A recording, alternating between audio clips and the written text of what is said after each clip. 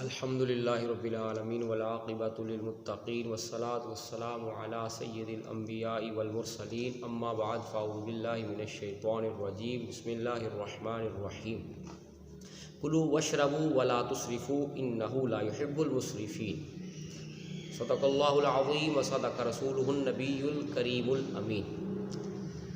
محترم سامعین و حاضرین، اللہ رب العزت نے ارشاد فرمایا کلوا واشربوا، کھاؤ اور پیو، ولا تسرفوا، اور ضائع نہ کرو اور اسراف نہ کرو۔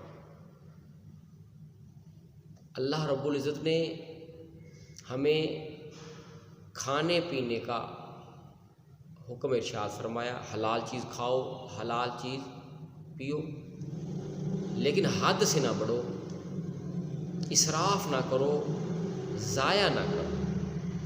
اس سے یہ معلوم ہوا کہ وہ لوگ جنہیں اللہ پاک نے وافر مال خوراک دی ہے تو وہ اس نعمت کو ضائع نہ کریں۔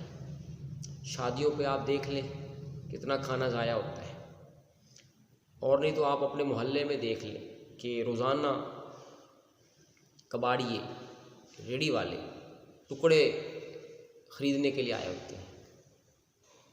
آپ دیکھ لیں ہر گھر سے کچھ نہ کچھ ٹکڑے روٹی کے انہیں مل جاتے ہیں، تو وہ روٹی جو آٹے سے بنتی ہے، حضور کی امت مہنگائی کی وجہ سے، آٹے کی وجہ سے پریشان، لیکن ہمارے گھر میں کئی روٹیاں ضائع ہو جاتی ہیں جو ٹکڑے بن جاتی ہیں۔ کیا یہ اچھا ہو کہ اگر آٹا وافر بھی ہے تو اسے احتیاط کے ساتھ ضرورت کے مطابق استعمال کیا جائے۔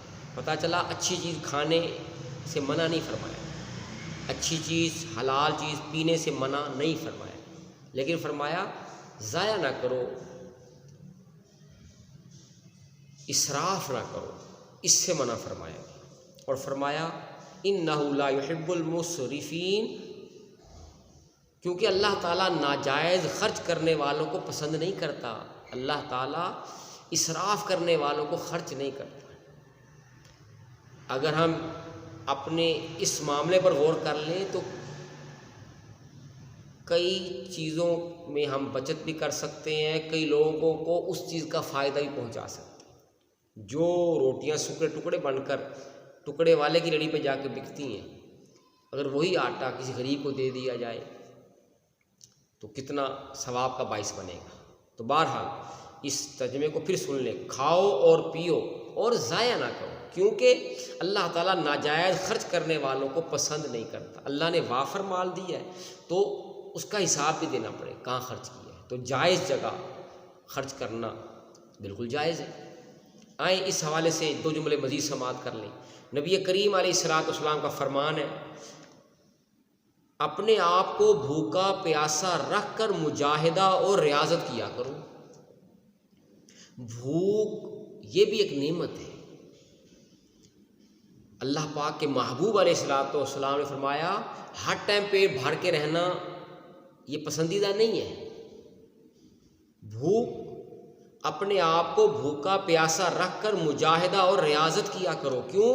بھوک رکھ کر یا بھوک پیاس باقی ہو، اس حالت میں رہنے سے نفس کمزور ہوتا ہے۔ ہر نفس کی خواہش پوری کرنا، کھلانا پلانا، یہ کھا لو وہ کھا لو، نفس ہر ٹائم کھانے پینے کی طرف راغب رہے گا، تو زیادہ کھانے سے، پیٹ بھر کے کھانے سے، رج کے پینے سے نفس طاقتور ہوتا ہے، مضبوط ہوتا ہے۔ یہ ہمارے لیے انتہائی نقصان دہ ہے۔ کیوں کہ میرے آقا علیہ الصلوۃ والسلام نے فرمایا اپنے آپ کو بھوکا پیاسا رکھ کر مجاہدہ اور ریاضت کیا کرو، کیونکہ اس کا اجر ایسے ہے، یعنی بھوک رکھنے کا، پیٹ گنجائش رکھنے کا ایسے ہے جیسے اللہ کی راہ میں جہاد کرنے کا ثواب ہے۔ ایک جہاد ہوتا ہے جو بندہ تلوار کے ذریعے کرتا ہے بالسیف، ایک جہاد اپنے نفس کے ساتھ ہوتا ہے، تو یہ نفس کے ساتھ جہاد ہے، اور یہ جہاد اکبر کہا گیا ہے۔ فرمایا بھوک رکھ کے اپنے نفس کو اس حالت پر رکھنا، بھوکا پیاسا، فرمایا یہ محبوب ہے کیونکہ اس کا تمہیں اجر ملے گا جیسے جہاد کرنے کا اجر ملتا ہے۔ اور ایک حدیث شریف اور بھی ہے، میرے آقا صلی اللہ تعالیٰ علیہ وسلم فرماتے ہیں ایک مرتبہ میں بارگاہ مصطفیٰ علیہ التحیۃ والسلام میں، ابو ہریرہ رضی اللہ تعالیٰ عنہ راوی ہیں، کہ میں حاضر ہوا، دیکھا آپ بیٹھ کر نماز ادا فرما رہے ہیں۔ میں نے سبب پوچھا تو آپ نے فرمایا بھوک کے باعث، ظاہری جسم میں کمزوری کی وجہ سے میرے آقا بیٹھ کر نماز ادا فرما رہے تھے۔ عرض کیا حضور خیر ہے؟ آپ نے فرمایا بھوک کی وجہ سے، ظاہری کمزوری کی وجہ سے بیٹھ کر نماز ادا کرنا۔ میں یہ سن کر سرکار ابو ہریرہ رضی اللہ تعالیٰ عنہ کہتے ہیں مجھ پر گریہ و زاری طاری ہو گئی کہ میرے آقا کریم کائنات کے بادشاہ ہو کر اتنی عاجزی، اتنی سادگی، بھوک اور پیاس برداشت کر رہے ہیں۔ تو میرے آقا صلی اللہ تعالیٰ علیہ وسلم نے فرمایا اے ابو ہریرہ مت رو، رونے مت رو، نہ گریہ زاری کرو۔ کیوں؟ فرمایا کیونکہ بھوکے رہنے والے کو قیامت کی سختی محسوس نہیں ہوگی۔ میرے آقا کریم علیہ الصلوۃ والسلام نے یہ جو بھوک اختیار کیا یہ اختیاری معاملہ ہے۔ حضور چاہیں کائنات کے بادشاہ ہیں، چاہیں تو جنت کے کھانے آپ کو پیش کیے جائیں، لیکن میرے آقا کریم نے تعلیم امت کے لیے اس انداز سے مجاہدہ فرمایا اور فرمایا جو دنیا میں اپنے آپ کو بھوکا رکھے کچھ نہ کچھ، یعنی پیٹ بھرنے سے پہلے کھانا چھوڑ دیں، پیاس بجھنے سے پہلے کچھ پیاس اپنی باقی رکھیں۔ فرمایا جو بندہ بھوکے اپنے آپ کو بھوکا رکھے، اس لیے آپ نے دیکھا غریب زیادہ تر بھوکے اور ان کا پیٹ ہی نہیں بھرتا، آٹا ختم ہو جاتا ہے، سالن ختم ہو گیا، سبزی ختم ہو گئی، چینی ختم ہو گئی، اس طرح کے آزمائش غریبوں کے لیے ہے، تو ان کا اکثر وقت ان کا اسی حالت میں کچھ نہ کچھ گزر جاتا ہے۔ فرمایا کیونکہ بھوکے رہنے والے کو قیامت کی سختی محسوس نہیں ہوگی بشرطے کہ ثواب کی نیت سے ہو۔ تو پتہ چلا کہ کچھ بھوک باقی رکھنا یہ میرے آقا کریم علیہ الصلوۃ والسلام کی سنت مبارکہ ہے کہ اس کی برکت سے جسم صحت مند رہتا ہے۔ زیادہ کھانے سے بیماریاں پیدا ہوتی ہیں اور کم کھانے سے بندے کی صحت درست رہتی ہے۔ حکماء نے یہ بات، اطباء نے یہ بات بیان کی ہے کہ کم کھانا، کم سونا، کم بولنا یہ حکمت میں سے ہے۔ اللہ تعالیٰ ہمیں بھی نصیب فرمائے۔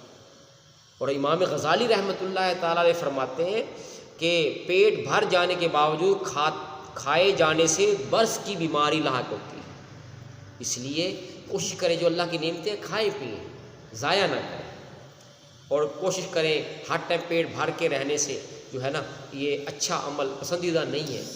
جب آپ کے پیٹ میں کچھ گنجائش ہوگی تو آپ کو احساس ہوگا کہ غریب کی بھوک کا احساس ہوگا، آپ کا دل غریبوں کی طرف، غریبوں کے ساتھ رحم دلی کا پیدا ہو، ان کے ساتھ رحم دلی کریں گے، ان کی خدمت کرنے کا جذبہ پیدا ہو۔ اللہ تعالیٰ آج کے ہمارے درس کو قبول فرمائے، آپ بھی عمل کیجیے، میں بھی عمل کروں۔ اللہ تعالیٰ ہم سب کو دنیا اور آخرت کی ذلت اور رسوائی سے بچائے، تقویٰ کی خیرات نصیب فرمائے۔ وما علینا الا البلاغ المبین۔